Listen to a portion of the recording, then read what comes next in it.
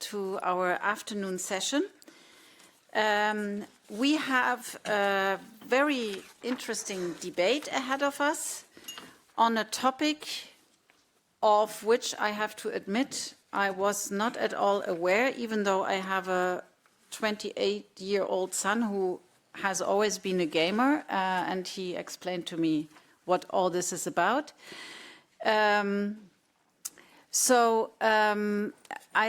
What we have to discuss, or what we are allowed to discuss today, is the European Citizens Initiative, Stop Destroying Videogames.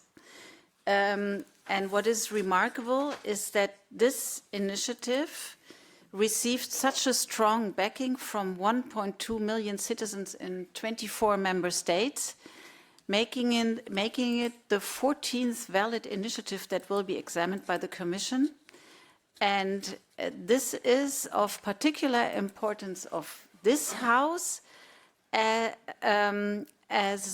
we also had a very strong voice on the right to repair and consumer rights, and we were also a pioneer on launching the discussion on planned obsolescence that brought up the EU agenda, which was 13 years ago with an opinion, own initiative opinion of Mr. Liba. So we've always been quite ahead in this discussion, and this afternoon I think is a lot about learning also what this is about.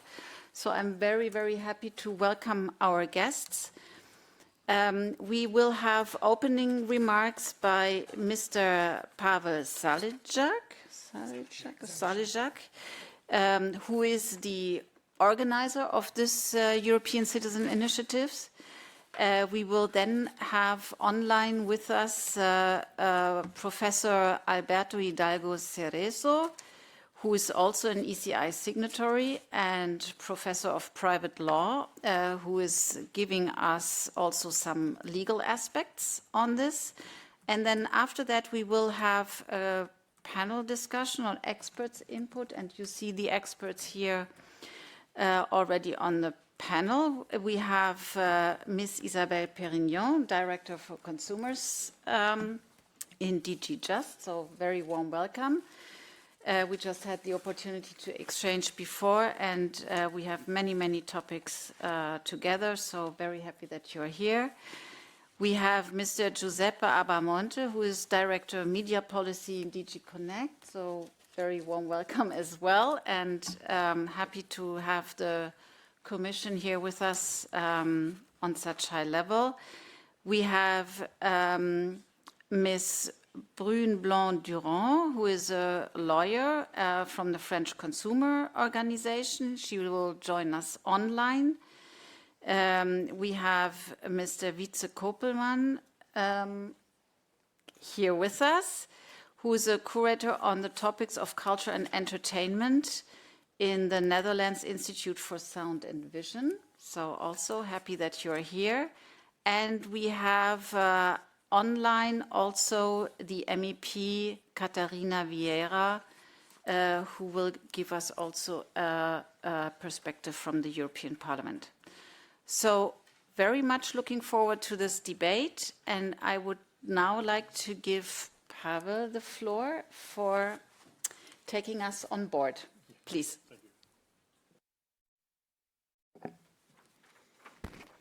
Hello, my name is Pavel Zalesak. I've been with Stop Destroying Videogames for more than 2 years now. I'm currently studying computer science, and I'm currently Deputy Director for our newly formed NGO. And I would like to present you all how the games these days are being destroyed and how there is no necessity for it. Yeah, so could I please for the presentation?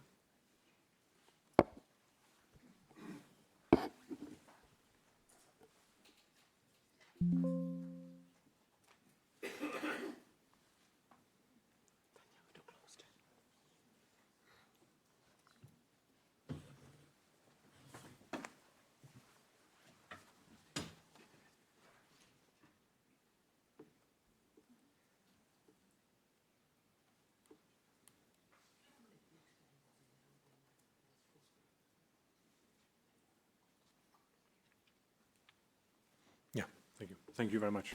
So, I would like to tell about us and Stop Video Games and how we started and who we are and what we are campaigning for.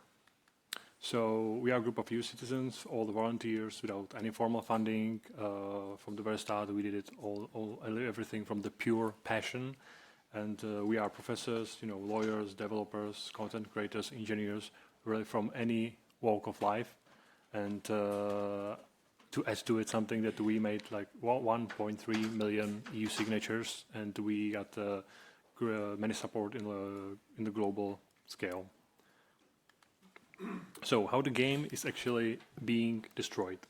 The first game, I can show the flowchart here. It's previously sold to customers, and how are these games typically destroyed. The first thing is that the publisher sells a copy to a video game. Second thing, that the game is designed to connect to publishers in order to work. Then the customer is not told when the game will stop working at the time of the purchase. After the disclosed time, the length of time, the purchase of the disabled games for the customer. The publisher keeps all the customers' money for the sales, and as a cherry on top, the publisher enacts countermeasures to prevent any repair of the game. As for the game longevity, I would like to say that most games can just work indefinitely without the publisher support, and this has been customers' expectation for more than 50 years now. But let's say 15 or 20 years ago, there's been rise of the live service and only online games that publishers are being profitable on, and I totally agree with that, and it's their business model, but it kind of prevents from the preservation and that the game is being killed as a service. The video games that connect to the internet can also operate indefinitely without the support if they are designed responsibly. I would like to also address the lack of consumer protection, that the games are permanently disabled as soon as the publisher support ends. There's also lack of transparency. The customers are not informed about their access at the end of the purchase, as I mentioned before, and the information on the game's lifespan is integral to the customer buying decision, as if a customer would like to spend 70 euros on the, let's say, game, which is like average price these days, he will probably think twice if the games will be probably turned off or killed 2 or 3 years ago. 2 years in the future, or maybe a few months. Just so it's like also the sales for the publishers would drop, and publishers doesn't want that. Also, I would like to right now present you the video games requiring connections to the publisher. How percentage we made. There was a statistic from the volunteer study from the February 2026, and how these gamers have been asked how these games be killed for them. So we can see that the games with the multiplayer modes, the 95.4%, the majority of games has been disabled for them. The publisher disabled customers' game, and the 4.6%, just a little bit of them, the publishers let the customers keep their games. And if you look at the full games only, without the multiplayer modes, we can see the similar result, that majority of these games has been disabled by publishers, and only 6.2% publishers could let the customers keep their game. And these practice are engaged by, let's say, these publishers. You can see like Activision, Electronic Arts, Sony, Square Enix, Ubisoft, and the goes just continues on and on. I would like to also address the customers' impact. The gamers in Europe, we are like 130 million Europeans that play games, which is roughly 30% of the whole population, which is like we can really tell this touches many people, and we don't really talk about the global scale. This is just for the Europe, so it impacts tens of millions of customers in the EU itself. I would like to also tell it from the developers' perspective. The majority of developers do want their work to be destroyed, do not want to the work being destroyed, because let's say they work for 6 or 7 years, and then the game gets shut down, and their work being destroyed effectively. You know, there's like they cannot show their children what they've been working for because like their work is being destroyed. And also, many developers are overruled by the publishers' directives, and they cannot make those decisions for themselves. I would like to address that we are also open to solutions, just like we are flexible on specific and implementation by publishers, providing final patch of the sunsetting game or releasing files for the gamers so they can make their own servers, or simply they could refund, which is also the option. We also understand that not all games features may be operable in the discontinued game. Some of the online features just cannot exist without the online connection. And I would like to stress that we are not seeking the ongoing support from the publishers after the game is discontinued. The final patch would suffice. I want to also address the non-solution and the examples of proposals which do not address this problem itself, the problem of game preservation. The clear labeling, the improving license agreement terms doesn't prevent from game destruction. Mandating minimum support times only delays inevitable loss. I can also address the extended notice, that more notice doesn't provide a technical solution for the presentation or the right to repair the game. And voluntary plans that are relying on the voluntary end-of-life plans lacks the regulatory enforceability, as it is now. And for the conclusion, from my side, major publishers ignore customers' rights and spoil the market both for the customers and good faith actors. There is a clear need for the harmonized regulation that is essential to avoid the market chaos to ensure robust protection for the EU customers. And I will also say from myself and also from my whole team that, and also from 1.3 million people who are backing this initiative with their signatures from 24/7 countries, that the EU citizens are respectfully asked the committee to address this critical consumer right issue. And also I would like to say on the end part that we are now witnessing the library of the Alexandria all over again, and it's burning every time the piece of software is wiped from the existence. We don't need to time machine to save the history. We just need to stop letting it burn today. Thank you for your attention. Thank you very much, Pavel. I would now like to ask Professor Alberto Hidalgo Cerezo. He's online with us. Hopefully the connection works. Mr. Hidalgo. Hello, everybody. Can you hear me? We can hear you, yes. Can you Yes. hear us? Hello. Then we are in a perfect world. So please go ahead. Thank you very much. Thank you, Your Honors, at the European Economic and Social Committee, for your time and attention. I'm Professor Alberto Hidalgo Cerezo at the University San Pablo CEU, Madrid, Spain, at the Department of Private Law and Rights of the Citizen. I am PhD in Law, Jean Monnet Professor and Researcher with the Jean Monnet Project dedicated to consumer law harmonization, especially on digital consumers. I am a member of the European Law Institute, the Royal Academy of Law and Jurisprudence of Spain, among others, and a ward of the Madrid Bar of Lawyers in European Union law. Also recently in the section of eSports for my work regarding this citizens' initiative, Stop Destroying Videogames. I'd like to thank my colleagues, members of the legal team of this ECI, Abel Vallejo and Martin Bartzik. And my intervention is less than 10 minutes long. It has only 5 slides, and it's grounded in 3 basic ideas. First one, how this unfair practice harms consumers' rights in the European Union, and hence how we need a unified solution to safeguard legal certainty to achieve an effective single digital market.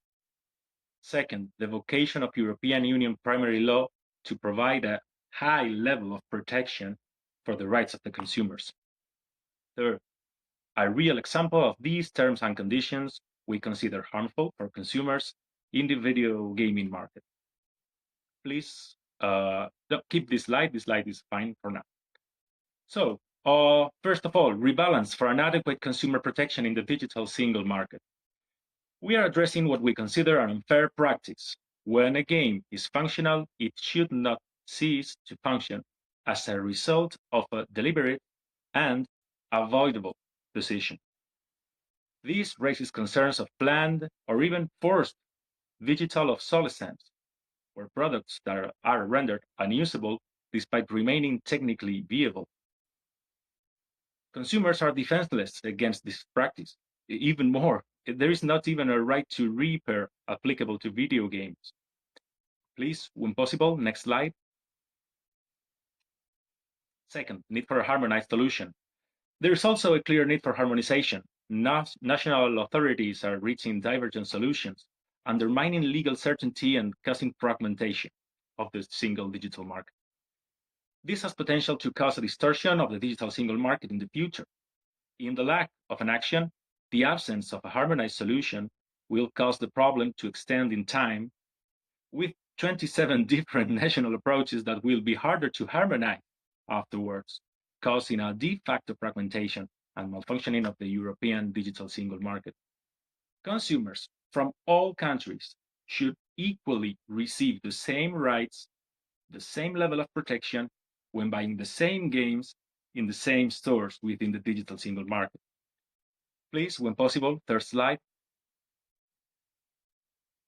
European Union as a global leader in consumer protection. Over 60 years have passed since President of the US, John Fitzgerald Kennedy, pronounced the speech that provided the 4 basic consumer rights we still have today. Those are information, protection of their interests, their economic interests, safety, also health, and association. These very 4 same rights are equally reflected and recognized in our Treaty of Functioning of European Union, Article 179, which we will see later. Please, let's keep something in mind. Nowadays, it is almost impossible to develop as a full citizen without being a consumer. We all buy goods and services in our daily lives, taking part in our single market with a high level of protection. Therefore, in the end, it is easy to see. Protecting consumers is protecting citizens, as Kennedy said back in 1962. Now, for more than 50 years in the European Union, the EU policies have developed a global leading identity around consumer protection and the single market. Nowadays, this very same level of protection has to reach a new destination, the digital single market. Primary EU law remains constant in securing a high level of protection for consumers at the maximal legislative level in the EU law. For instance, Charter of the Fundamental Rights of the European Union, Article 38. Union policies shall ensure a high level of consumer protection. Treaty of Functioning of the European Union, Article 12. Consumer protection requirements shall be taken into account in defining and implementing other union policies and activities. Or 169.1, in order to promote the interests of consumers and to ensure a high level of consumer protection, again, the Union shall contribute to protecting the health, safety, economic interests of consumers, as well as promoting their right to information, education, and to organize themselves in order to safeguard their interests, like in this ECI. There are other articles, but we're keeping it simple. This is a call from primary EU law that we should not mix. Please, when possible, fourth slide. Real example of terms and conditions. Now, as proof of the problem, here is a real case of an user license agreement, which comes from the company ZeniMax Bethesda. Game is Fallout 76. The clause is number 7, termination. ZeniMax may terminate this end user agreement at any time, for any reason or no reason, including blah, blah, blah, blah, blah, blah, blah. Upon termination by ZeniMax for any reason, all licenses granted in this agreement, blah, blah, blah, with respect to the game, shall immediately terminate, and you must immediately do number 1 and 2. 1, permanently destroying all the copies of the game in your possession or control. And 2, removing the game client from your hard drive. We believe this practice is unfair for the European consumers, incompatible with the aforementioned articles from the primary EU law. Hence, we kindly ask your honors to stop this kind of harmful practices. Please, when possible, final slide. Conclusions. Major publishers in the video game industry are operating in a manner that ignores consumers' rights, creating an unbalanced field. Please, we must realize something here. Consumers are defenseless in front of these practices. This is a classic historical topic in consumer law, in its very core, in its fundamentals. And it is really simple. Individual consumers don't have the force, one by one, to face these practices. It is clear to see, but it's also a typical problem, and the Court of Justice of the European Union has referred to it in its doctrine historically and peacefully. For instance, case 240/98, 168/05, 618/10, 693/19. There are a few, there are lots of them. To summarize, individuals cannot face the factual force that a company can apply, especially in the digital sphere. So this is also a very basic manifestation on why this European Citizens Initiative got the support from the citizenship in the first place. So in the absence of a stop of these practices, companies have the factual force to just cut access, destroy, etc., leaving consumers without the game and without the money. And this is unbalanced and unfair and fails to comply with the call from primary EU law we mentioned earlier. Clear harmonization regulation for such practices is needed to avoid distortion between countries that operate in the same digital single market.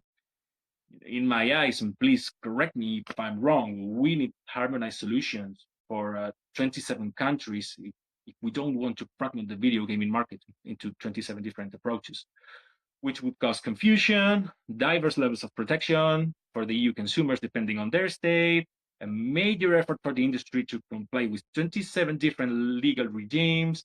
And in my eyes, this is the opposite of one of the main pillars of the EU, one of our common values as EU citizens, the single market. In this case, the goal to achieve is a real digital single market. In the end, the citizens of Europe are asking the European Union for help. We are respectfully asking the members of the EU to address this issue. I want to thank you all very much for your time and attention. Thank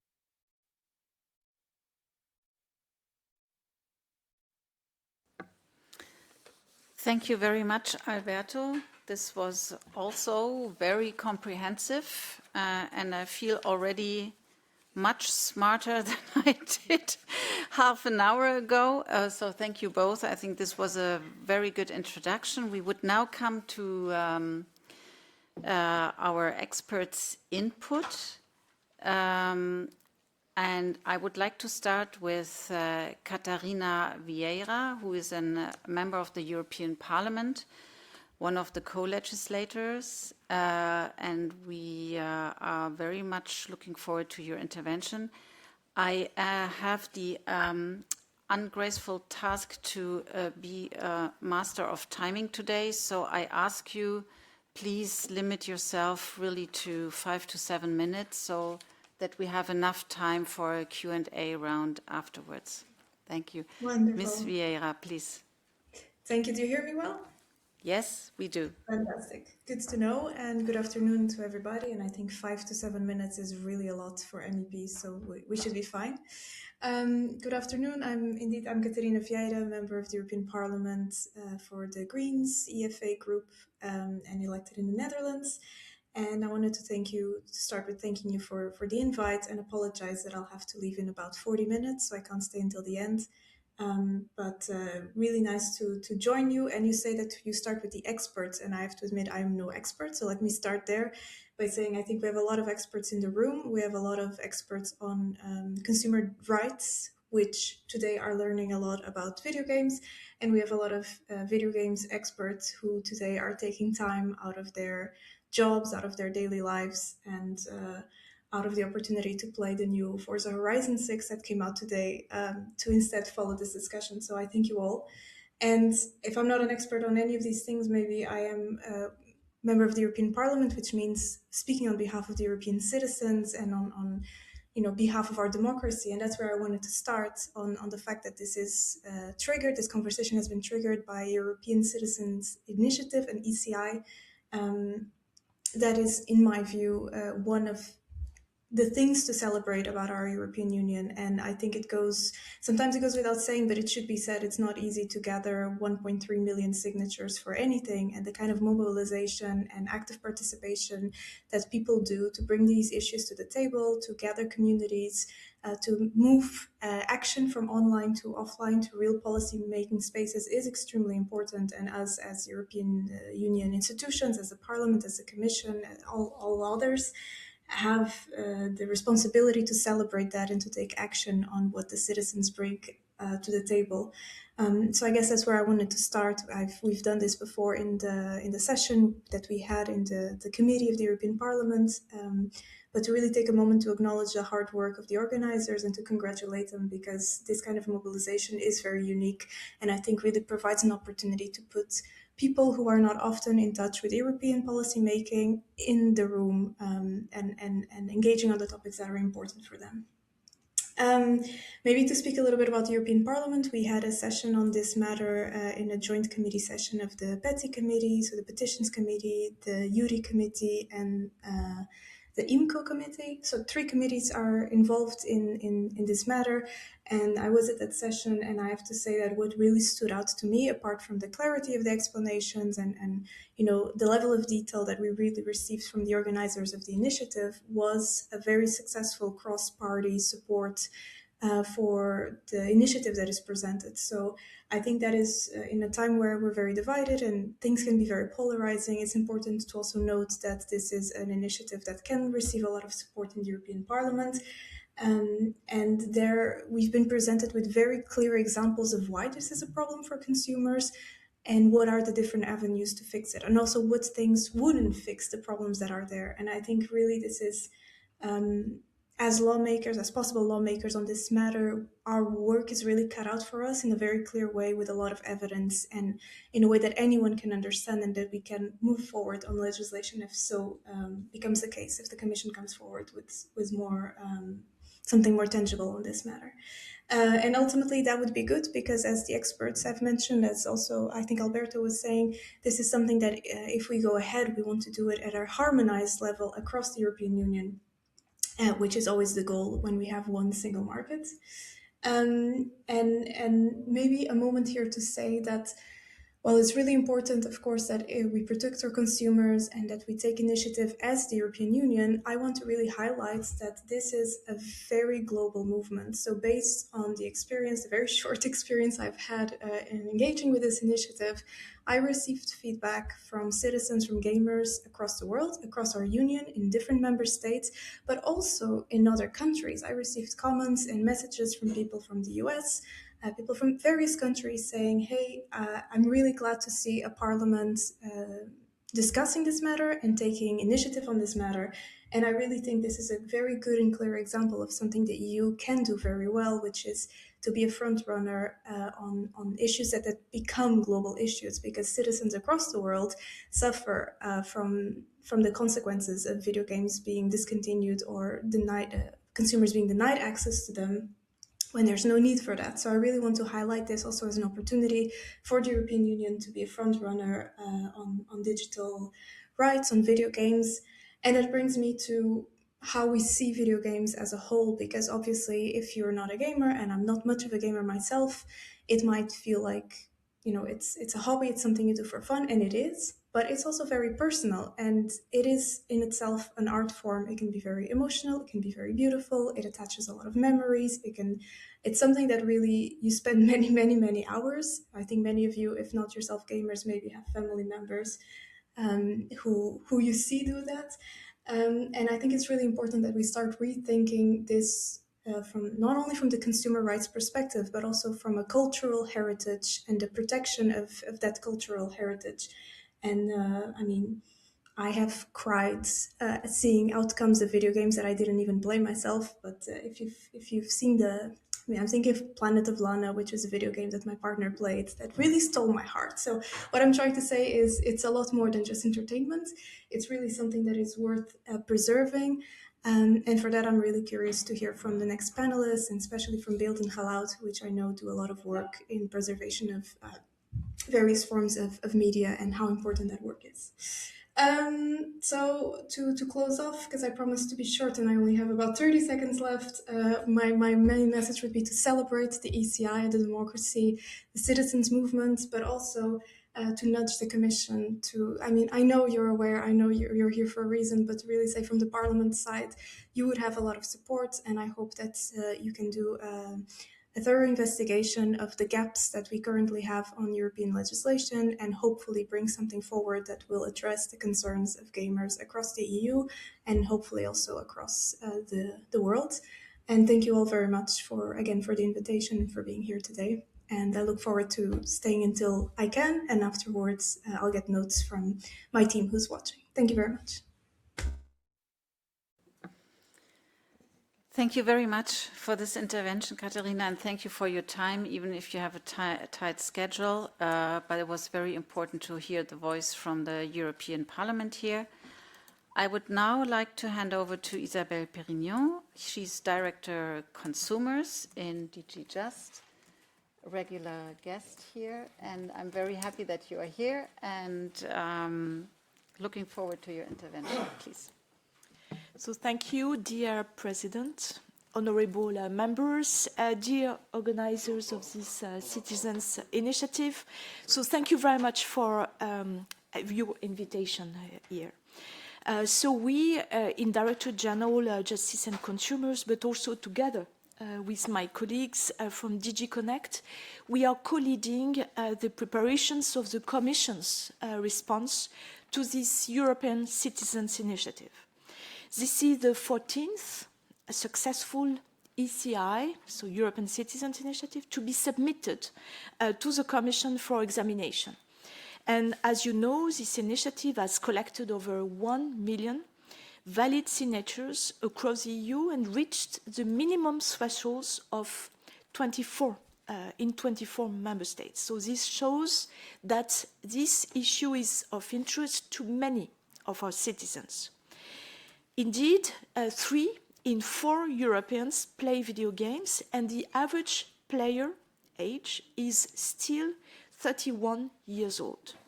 So therefore, the video gaming sector has a value that goes beyond economic figures. It's really a societal impact.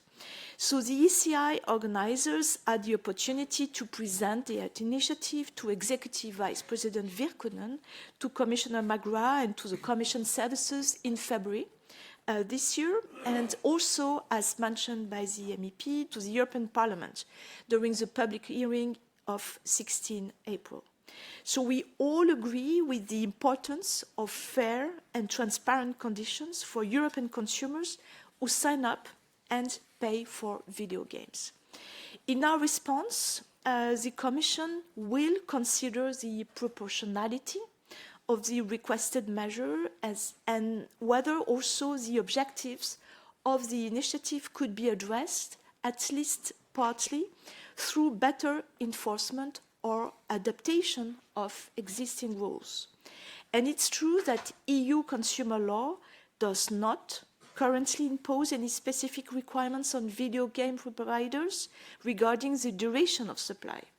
And current EU law also does not require the suppliers of digital content or service to make it available to consumers for continued use when they decide to end its commercial provision. Nevertheless, EU consumers are entitled to transparent information about the digital services that they offered, including about the duration of the supply and the conditions for terminating the contract. They are protected against unfair commercial practices and unfair contract terms. Finally, the Digital Content Directive, which was adopted in 2019 and that applies from 2022, requires the digital content and services, such as video games, to be provided in accordance with the contract terms and with the consumer's reasonable expectations. So the consumers are entitled to remedies when the digital content or the service is not in conformity. And this includes the right to refund of the money the consumers have paid in advance for the content or the service that the provider has failed to supply. So when assessing this citizens' initiative, the Commission will also analyze whether, beyond better enforcement of the current rules, there is a need to update them so that we ensure that consumers can exercise their legal rights more effectively.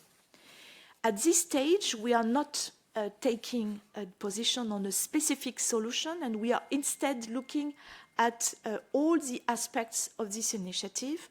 And I'm sure that today's exchanges will also provide really valuable input to our reflections. So I will now pass the floor to my colleague, Giuseppe Abbamonte, who is the Director for Media Policy in DG CNECT. Giuseppe. Thanks very much, Isabelle. I am equally delighted to be here. So we had several occasions to meet with Mr. Zalesak and the other representatives of the Stop Destroying Video Games strategy. We exchanged views last month with the Parliament, and I am personally very happy to present this initiative to discuss the initiative to the representatives of workers, employees, and civil society. I am Director for Media Policy and Copyright. Now, with my media policy hat on, it is important, so I would like to stress that it is important to be borne in mind that video games are very diverse. There are no two games which are developed in the same way, with the same middleware, or the same third-party assets, and it is important not to devise a sort of single solution that fits all, because a single solution may be unworkable for certain games and could lead to affecting unfairly part of the industry. Another thing which is important is that, and which needs to, which requires careful consideration, are the is the fact that the ECI may have a number of implications, in particular for the building of private servers to keep games playable. And it would be important to understand and assess the impact that this could have on content moderation, cybersecurity, and data protection, because keeping players safe is as important as keeping the game playable. Now, with my copyright, so legal hat on top of my head, there are a few considerations I would like to make.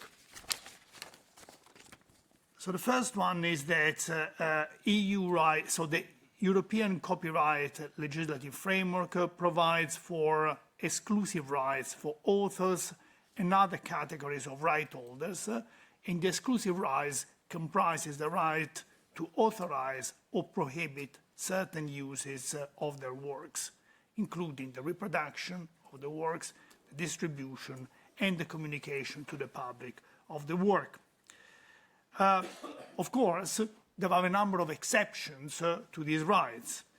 There is no mandatory licensing which is imposed on video games developers.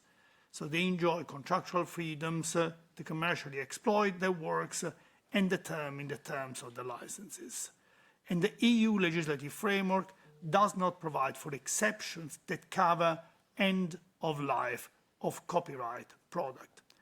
There is an exception in particular for out-of-commerce work, which is set out in the famous or infamous, depending on the angle, directive of copyright in the DSM, basically which provides for the possibility to license out-of-commerce works through collective management organizations and cultural heritage institutions. Now, the exception was thought having books in mind, so a product, a copyrighted product, which is much more static than video games, and the requirements of the exceptions are very peculiar, very strict, and they may be difficult to meet for video games. So fine, do I have 1 more minute? So we know that the matter of continuing to make available video games beyond the date intended by the right holders is, of course, not just a matter for copyright legislation. There is also, as I pointed out before, an issue of protection of cybersecurity and personal data, which need to be borne in mind. And I will stop here, actually. Yes, thank you. Thank you very much, Giuseppe, and I wanted to welcome you as well. So I do it now, but great that you're here, and this is also a really important perspective we're hearing now, particularly with regard to copyright. I would like now to hand over to Ms. Brune Blanc-Durand, who is from the French consumer organization Que Choisir Ensemble. She's with us online. Please push the speak button. Bonjour à tous. Good afternoon, everyone. Thank you very much for inviting our association. I'm going to present our action against Ubisoft. I'll introduce myself. I'm Brune Blanc-Durand. I'm a lawyer within the association Que Choisir Ensemble.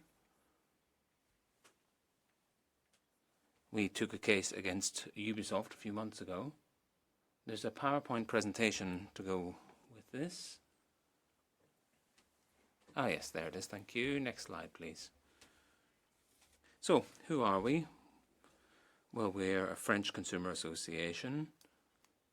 We are the oldest in France and also the largest. So we're a press organization. We have over 400,000 subscribers and 110,000 members of the association. We have 3 main pillars of action.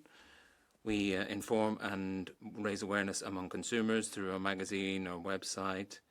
We also take legal action to uphold consumer rights, and we study and influence political public policies through advocacy.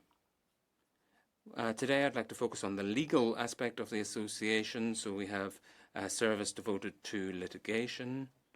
We can also take action on a cross-cutting basis across different sectors: insurance, housing, digital.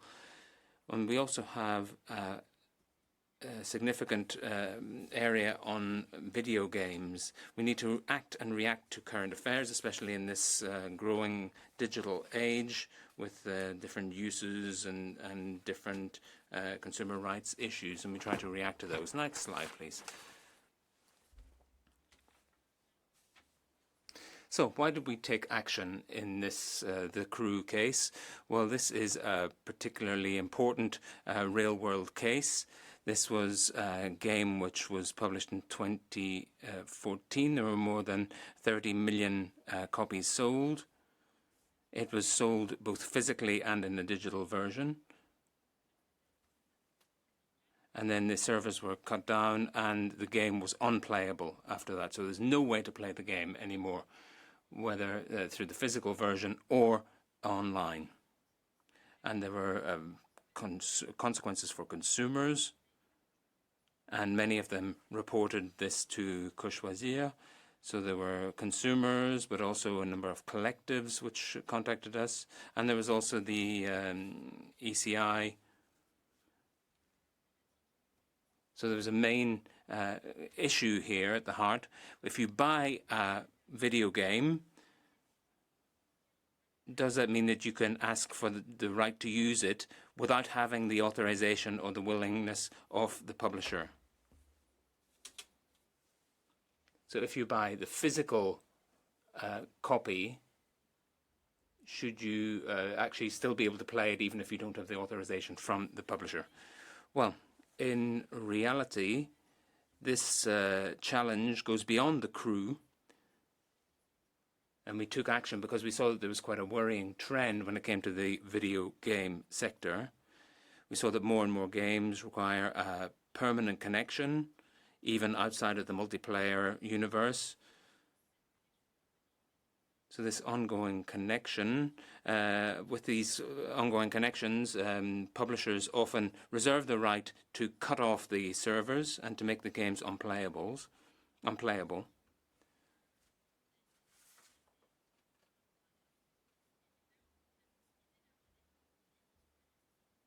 So Ubisoft cut off the servers, but there are other possibilities to have an offline mode.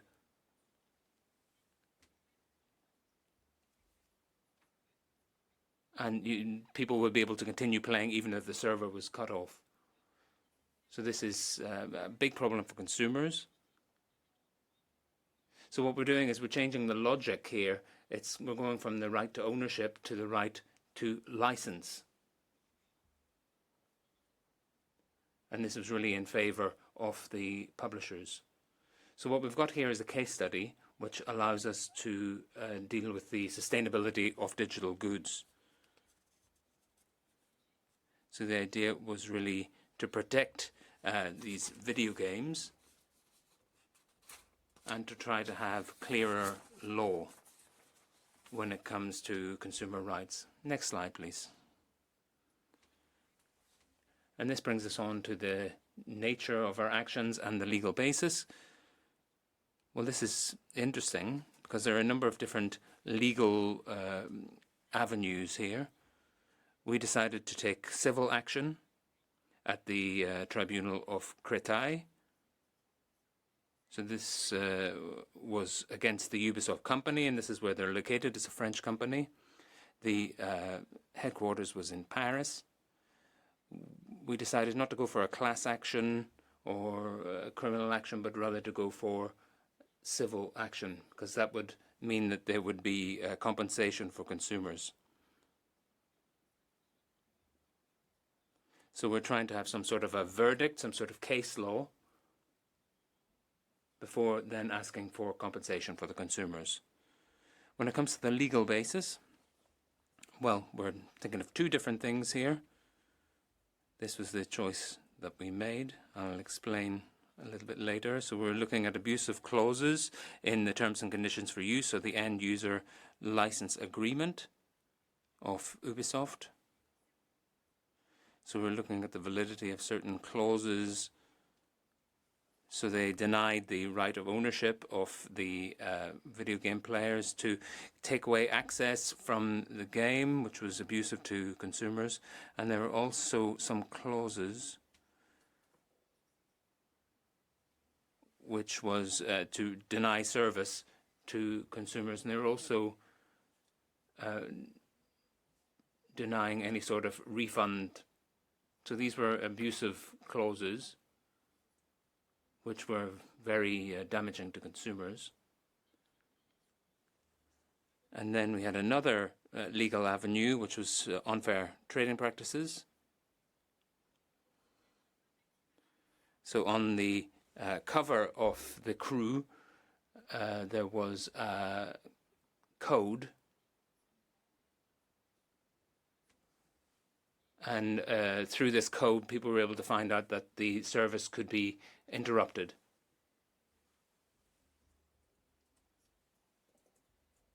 In 2023, Ubisoft said they were going to put an end to the service, but the average consumer didn't have access to this information. And maybe that would have influenced the consumer's behavior if they'd had this information in advance. Then maybe they wouldn't have bought the game. But in any case, we think that the consumer wasn't properly informed. Ubisoft reserved an unilateral right to close down the servers, and that no solution was actually put forward. Next slide. So what are we going to ask for at the Créteil court? Well, we're going to ask for the deletion of abusive and illegal clauses, to put an end to misleading trading practices, compensation for damages for consumers. But as I said, we're looking at something broader as well. We're looking at stepping up the obligations of publishers, greater transparency in the sector, because we now have different uses. So we're seeing that we're moving from hardware, from a physical copy, to a more subscription-based model. And then the last aspect is to increase legal certainty for consumers when it comes to digital goods. So in conclusion, I think we can see that in the Crew case, we can see that there are a number of clear questions which are being raised when it comes to the digital environment today, the digital economy. Thank you very much. Merci beaucoup pour cette perspective. Thank you very much for this overview, this French perspective on things. It's really a real-world case.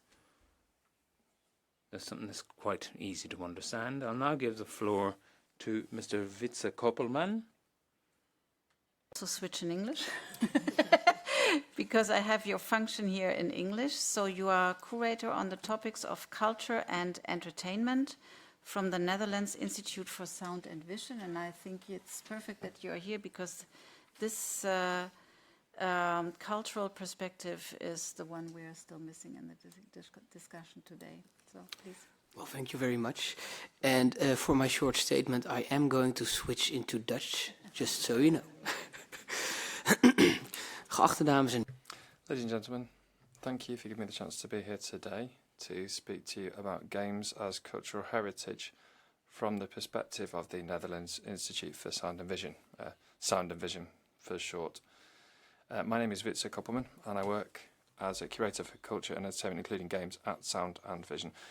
Just a brief introduction, because I assume you're not all familiar, perhaps, with our institute. Basically, Sound and Vision is the Dutch Media Archive, Museum and Research Institute. We archive Dutch media, and we're one of Europe's largest media archives. For a long time, we've been the archive for the Dutch public broadcasting service, radio, TV, but our collections actually go back much further than that. The oldest images actually come from 1898. So in our archive, you can see the whole history of media, and for years we've been working on establishing digital collections in the areas of web videos, YouTube, websites, games, and that means that we have the recent media history reflected there as well.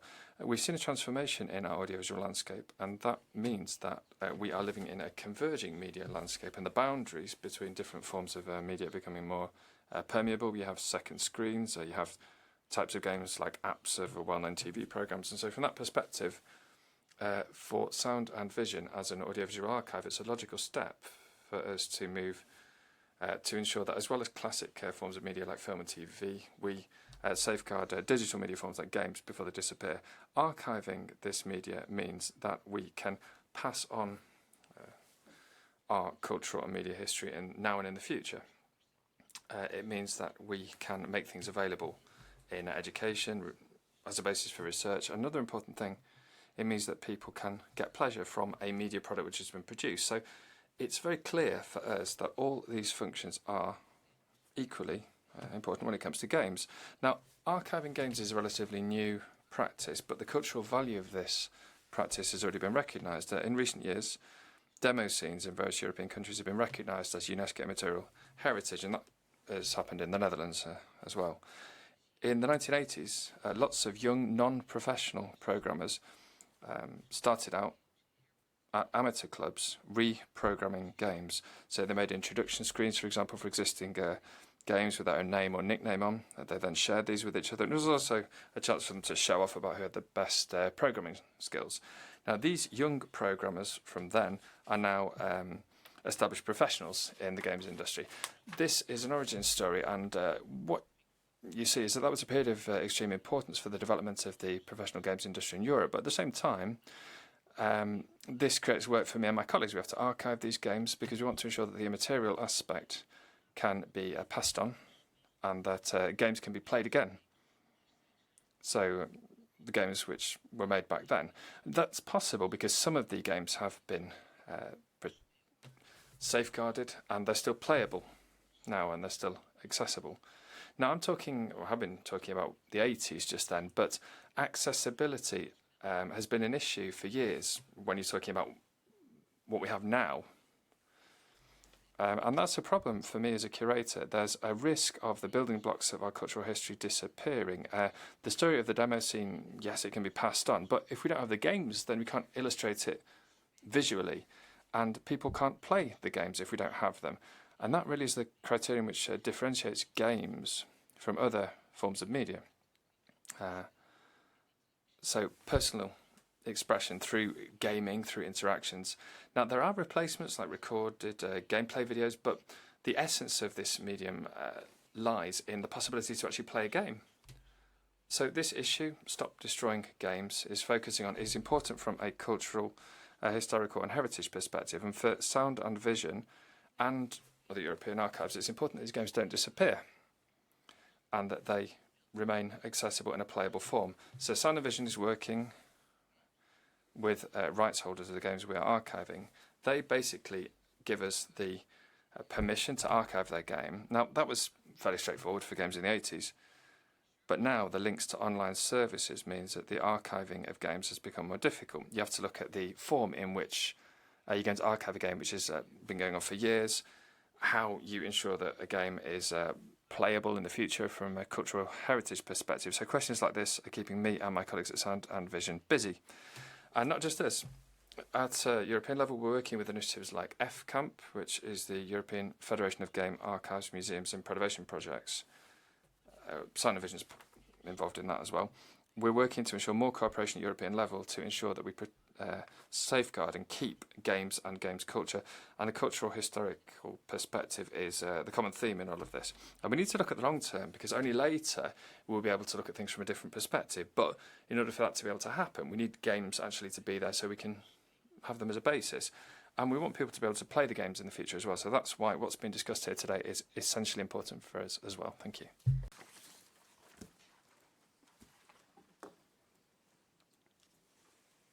En dat was het. And that was all. Thank you very much, Wytze. That was also very enlightening and important. So I think we have now really various aspects, and it is also clear that we somehow have to bridge several interests from several groups, and of course also the video game producers or companies have also legitimate interests. They are not present today, and I guess balancing all these interests, and particularly with this last intervention, that the whole dimension of cultural heritage in these games needs to be looked at, is really completing the picture. So I would like to open the floor for questions and comments to our panelists, and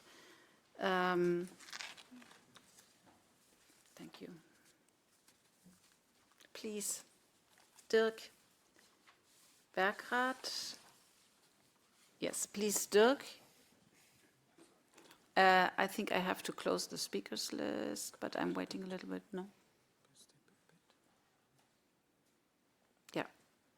Okay, I closed the speakers list. So please, Dirk, you can go ahead. Yeah, thank you very much for making the case of Stop Destroying Video Games, and I think...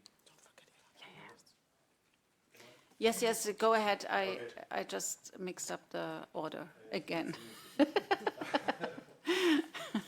you for making the case for Stop Destroying Video Games, and I think whoever thinks, well, it's only about video games, doesn't understand. Sorry, we need a microphone for the speaker.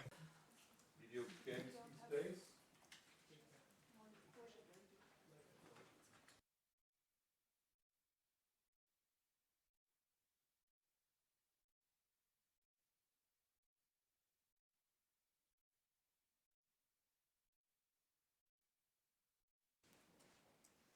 No? Okay. Yeah, thank you very much for presenting the case for Stop Destroying Video Games, third trial. And I think whoever thinks it's only in brackets about video games doesn't understand the economic impact this had, and also the cultural impact that playing video games does have. And as someone who already was in the generation where video games were big and has a son who is enjoying video games, does have no. However, my question would be, in how far have you with the initiative also had the intention to look a bit beyond video games? Because obviously the underlying problem there is something that consumers do experience also in other fields. I just recall that some of the consumers bought an American-based electric vehicle from Fisker, and who faced the problem that this car couldn't run anymore because the company went bankrupt and the servers where the car was connected didn't work anymore. And obviously this issue of the ever greater interdependence of consumer goods like the car, which is a good example because it's pretty much of an investment that you are doing, that is depending on servers operating for your navigation system, and you do not have the possibility to switch to a different one because things like the range of your battery electric vehicles very much depend on that everything is working, that it is connected. So there is a growing, I think, concern from the side of the consumers that do the companies that provide this will be able to have this kind of server infrastructure for you, or will they come up later in time and charge you additionally? Is an issue that might go beyond the video game issue. So my question would be to the initiative and to the Commission, if you had a look a bit beyond the scope of the video games as such. Thank you. Okay, next one is Jana, sorry.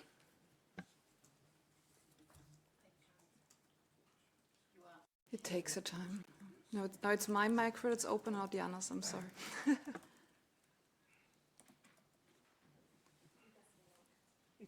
Can you repeat the name, please? Okay. Can you please repeat the name? Ileana, can you raise your hand?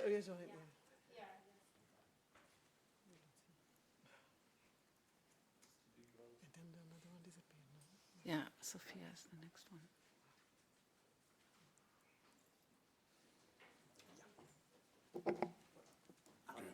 Yeah, it's okay. Thank you. Buenas tardes. Good afternoon. I'm going to speak in Spanish.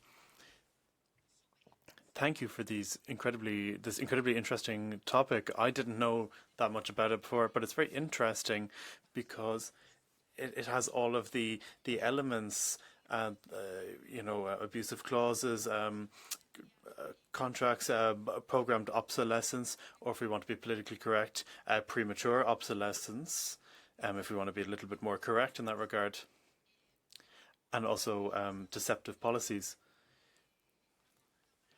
I have a question for Pavel. When it comes to the non-solutions, you speak about clearer labeling. Of course, this isn't a solution to the problem, but clear labeling would help the consumer to know what problem they might face. Because when we sell something, we're buying something to rent, we're selling it to rent. But then you might know if you when you cut the legal contract, is no longer your product. This is something that would be quite interesting, not just in this case, but in general. And for Ms. Isabelle Pérignon, when it comes to the Digital Fairness Act, is this going to play a role in video games? This isn't just a problem that's been seen in this initiative.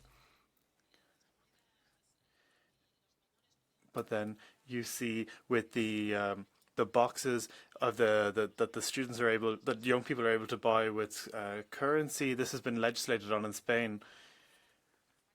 There is there's a lot of pressure from the sector, and unfortunately we had to remove a draft law because of pressure from the sector. But it would be interesting if the DFA could legislate on this. And finally, in reference to what was said by the professor, I found this very interesting. As a representative of Spanish consumers, I would be interested in seeing that the single market has law that applies in the whole single market, but we see in other areas such as German, Italian and Belgian consumers that have received compensation, but Spanish consumers after many years are still fighting in the court in Barcelona, waiting for a resolution about this issue, and there are more than 3,000 people that were affected in this collective action. Thank you. Thank you. Next one is Gianluca, and after that, Sophia. Thank you, President. I will speak in Italian. Ringrazio. Thank you for this initiative, and thank you for the very interesting legal considerations mentioned. Just a couple of things. Firstly, tying in with what a Spanish colleague said. I represent Italian consumers. I think it's important to say that this type of practice is wrong. So, I mean, you can ask courts in Europe for their position, yes, to say whether or not they think this is against European law, but that's my position. Then a question for the colleague from Que Choisir. If I understood correctly, this lawsuit they've started is an individual one. It's not a class action suit or a suit with the aim of inhibiting something. They're waiting for a decision to see whether to move forward with a collective case, if I've understood correctly. Grazie. Sophia? Thank you very much. I had the pleasure to listen to the first presentation a few months ago with a Civil Society Week that took place here in the House, and we had a day on European citizen initiatives, and it was really interesting. So when I first heard about the initiative, it was, okay, what is it about? And then with the first presentation, I started thinking, and I'm really happy that you were successful and that we're having this debate now here as well. And I think the EESC is exactly the house of the place to talk about such initiatives and give them also more visibility. But when I heard about it for the first time, I was thinking back, and it's not really a new phenomenon, to be honest. So when I'm thinking back to the days when I started buying video games, I went to the shop and then I came home with a CD. I put it into my computer, and on the CD there was all of the information I needed to install the game and to play the game. And then technology came. First of all, there was a new operating system, and suddenly the game did not work anymore because the operating system was more advanced than the game allowed to, and so I could not play it anymore. Then later on, of course, who still has got a computer with a CD-ROM drive? Nobody does. So I've got a number of games at home that I simply cannot play anymore. I do know this is a different scale, and now with the internet and the service, this definitely is a larger phenomenon. But I think the point I want to make is that this is a common practice, that this is, well, as a trade unionist, I might even say capitalism, trying to make profit as far as possible and not really thinking about the responsibility on the consumers.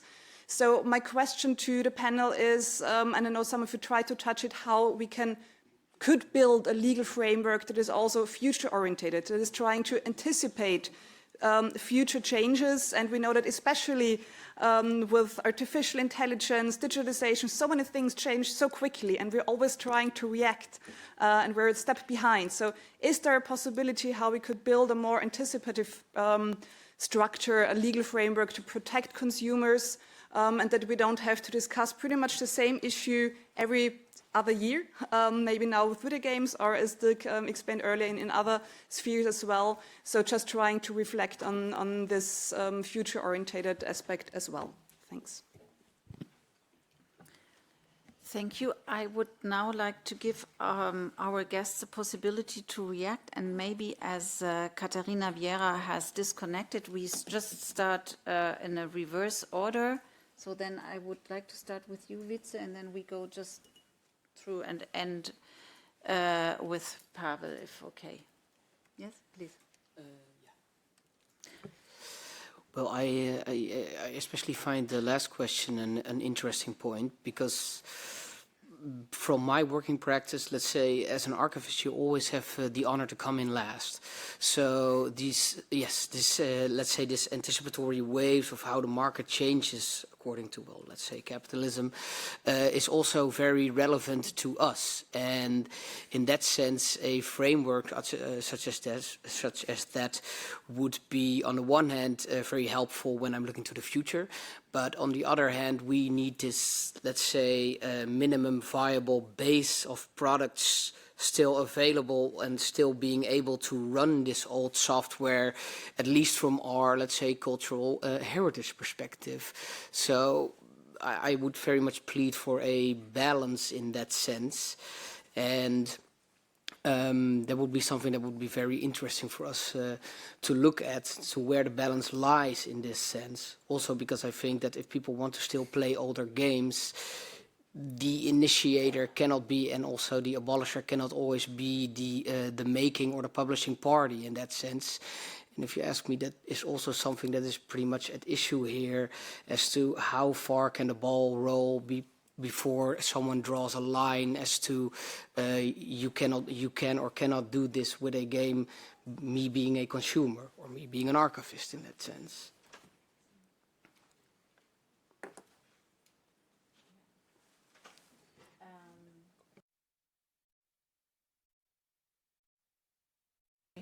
Ms. Brune Blanc-Durand, are you still connected? Bonjour. Hello again. Would you like to react?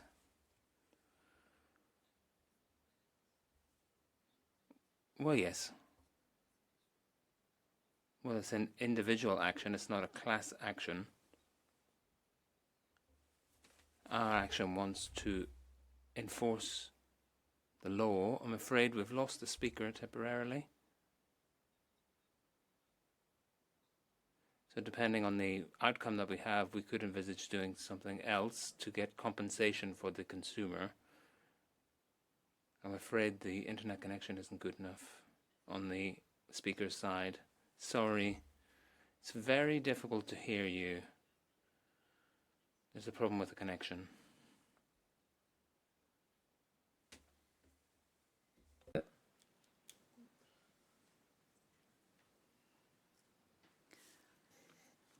Okay, there seems to be a technical problem. Then maybe we come back to Ms. Blanc-Durand later, and then I would ask Giuseppe and then Isabelle to react. Maybe Isabelle first, because, sorry. Yes. Because most of the points were about consumer protection Very good. rather than copyright. Yes, Isabelle, please. Yeah, so thank you very much for your questions. 3 points on consumer issues that you raised, which I find extremely relevant.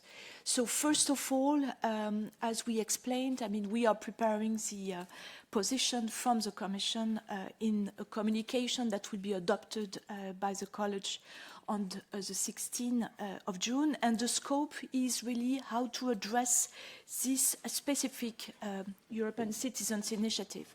So the scope of our reply would be really to give a clear answer to the initiators of this European Citizens Initiative. But I agree with you that these practices are indeed very similar to other sectors. And that's really where my second point comes, because in the field of consumer law, I mean, what we have for more than 20 years developed in Europe is a system of principle-based rules, which means that we try to give, you know, the basis like transparency before you buy to the consumers, the necessity to equip the consumers with with means to fight against unfair contract terms, practices, to the means to fight against unfair commercial practices. So that's the basis of what we have developed over more than 20 years in our consumer law. And the reaction and the position that we are going to take will be especially based on this, which means that we have a very pragmatic approach. We are going to check with my team how to address with the existing legislation already available, which are principle-based, so applicable to all sectors, what is already covered by our legislation, and to see and analyze whether there are some gaps and how we can help and fill the gaps.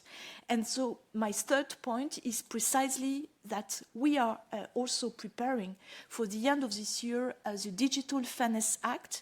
We had, and we already discussed that together, we had a public consultation with more than 7,000 contributions, precisely to tell us, well, look, here, there, we have still some gaps which are not addressed by the principle-based consumer laws that you have in Europe.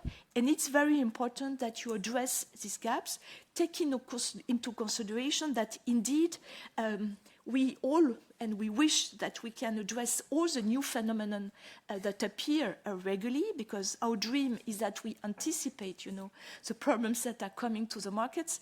But in the end, what is, I think, a message of reassurance and optimism is that we have a strong legal basis already that can address many of the issues at stake. Thank you. Thank you, Giuseppe. Do you want to add something, or? Maybe one issue which, so the issue of interoperability is, of course, at the heart of the problem, and it is also at the heart of one of the most important digital laws, which is the Digital Market Act.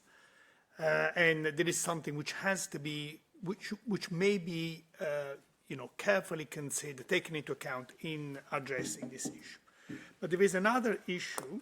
So there was a statement made at the beginning, according to which most modern games can function indefinitely without support. And maybe there is a question to Wytze. Is it really true that most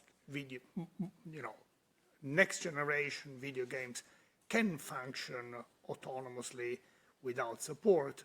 Because my understanding is that they utilize a sort of always online model, and the software which is bought or which gets licensed to the consumer is only one part of the story. The other half of the story, so the logic of the game, the matchmaking, the progression data, lives on the publisher's basically remote servers. So is it really possible? Well, that depends very much on what kind of game you're looking at, in that sense that, well, let's say as a statement, every game is unique, just like every movie is unique that we make, like every piece of music that we make is unique.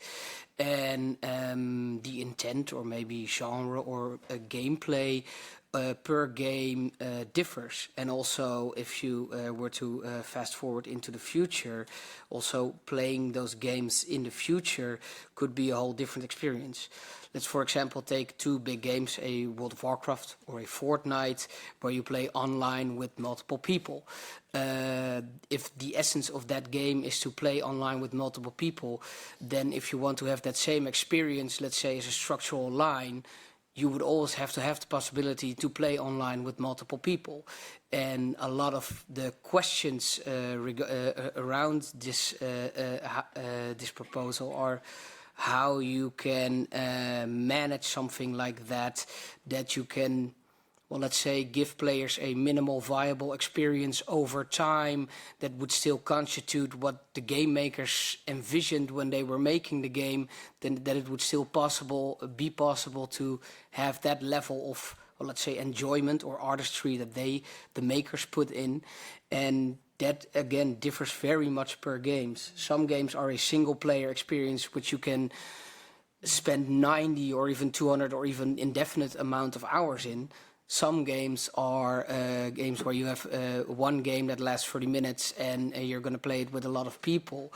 But maybe to make a point out of that, those differences have to be quite leading in how you go about making rules or IDs when it comes to the progression of this proposal in that sense. There are so many tiny differences also that you have to take into account.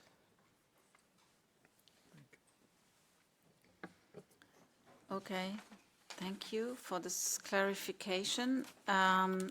Alberto, are you still connected? Would you like to comment or react on the questions?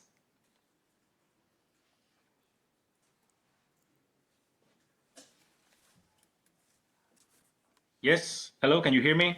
Yes, we can. Yes, all right. I'll go very fast with a few of the questions we got. First of all, with De La Iglesia, you pointed out a classic problem on consumer protection, which is the fragmentation of the single market. We think we can face this on the digital single market if we want to provide the same level of protection. And it is more not like on the afterwards protection, but more like the abusive clauses work.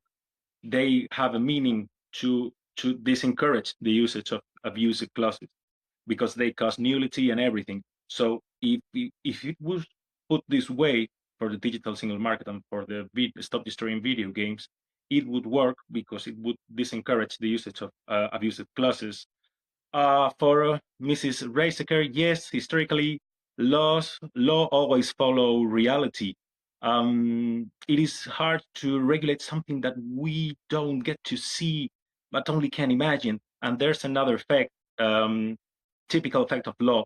When you put regulation in something, regulation causes pressure to comply with the law. So any company, any economical body that wants to operate in that market will try to move away from the legal pressure. That's why we are always chasing after technology. Besides of that, our initiative is technologically neutral. We don't ask for a specific measure or it should be done this way. No. We let the creators be free for their solutions. What we ask is simple. Please do not destroy the game. For Mr. Bergrath, he's absolutely right. To be honest, we cannot exceed the scope of the ECI, but the underlying problem is exactly what you said. Can I be honest? Because there has been a technological progress, there cannot be a regression on rights. If we are progressing technologically, but rights don't follow, we will go to a society with further technology, but lesser rights. So rights of the consumers, the citizens, have to follow the technological progress. And if we're moving to a digital distribution model, we should not have less rights than we had in the 20th century. Because if we're moving forward, but with lesser rights, we're not truly moving forward. We're getting backwards. On the usage of IP rights, I have to state, consumers don't make reproductions, distribution, communication to the public, transformation. They just play the game. So we are not asking anything on IP law, just not to destroy the game after it's been purchased by the consumer. And Mr. Abbamonte is right. I give him a nice salutation from here. I appreciate the work you do. He is absolutely right on there is a right to withdraw from commerce. So distributors are not obligated to sell forever. And we are absolutely okay with that. We're not asking that. What we are asking is not to destroy what has been already sold.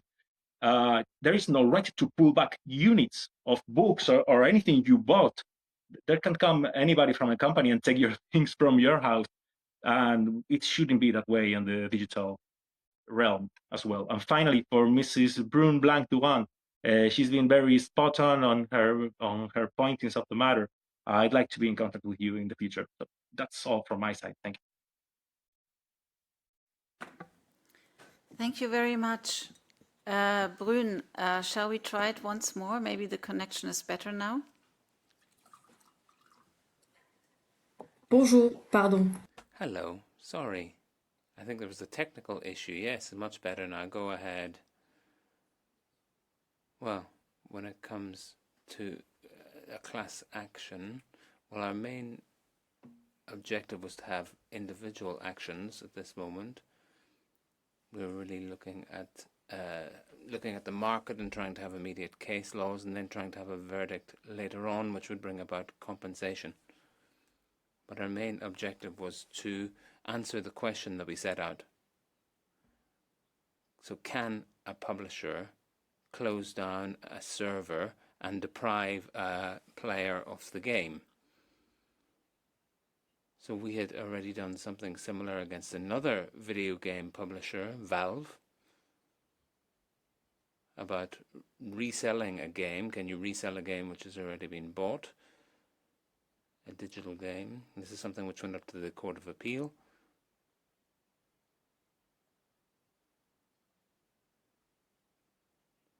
The court stated that you can't resell a digital game. And then with the crew, we're also looking about whether you can withdraw access to a game. And of course the answer is no. So that's what we're looking at with our case. And what we're trying to do is to really protect the consumer by withdrawing these abusive clauses. Thank you. Merci beaucoup. And last not least, I would like to hand back the floor to Pavel, who is the organizer of this whole European Citizens Initiative, and I think it's more than appropriate that you have the last word, so please. I would like to also address the question for the Iglesia, Mrs. You are right on those facts of the selling, but let's bear in mind that the gamers paid full price. So it is clear that there should be like two models, selling and then the renting. But there's something kind of useless around it, is that if the labeling states that we can destroy, the problem is not solved. And besides that, the label can be clear and still be unfair under the Directive 93/13, which is procedural transparency does not excuse substantive unfairness. Thank you.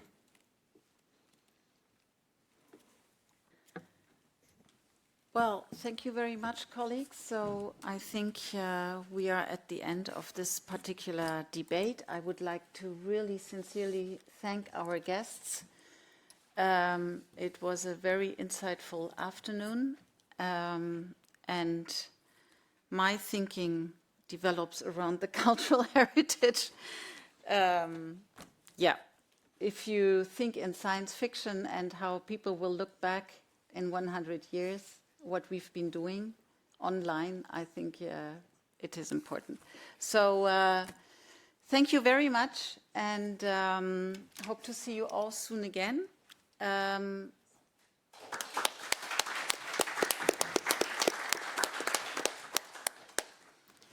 So I think we have one last